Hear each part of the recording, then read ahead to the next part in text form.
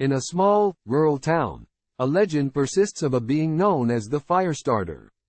This mysterious entity is said to emerge from the shadows, wielding a supernatural power to ignite anything it desires.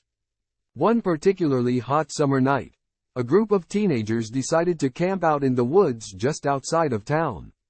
They had heard the stories of the Firestarter, but dismissed them as mere myth. As they sat around the campfire, roasting marshmallows and telling ghost stories, they suddenly heard a rustling in the bushes. Suddenly, a massive burst of flames erupted from the darkness, engulfing the surrounding trees in an inferno. The terrified teens scrambled to their feet and ran for their lives, but one of them was not so lucky.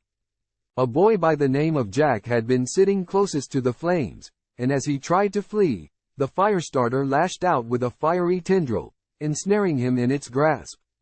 The other teens watched in horror as Jack was lifted into the air, his screams echoing through the forest.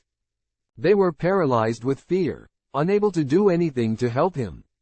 Suddenly, the Firestarter released its hold on Jack, dropping him to the ground. The flames dissipated, leaving behind a charred, lifeless husk.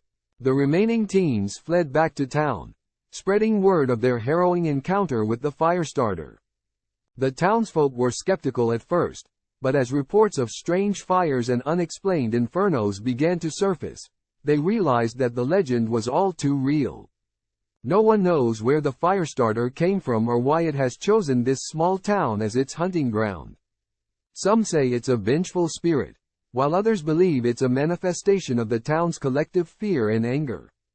Whatever the case may be, the people of the town now live in constant fear, always looking over their shoulders for any sign of the Firestarter's deadly flames.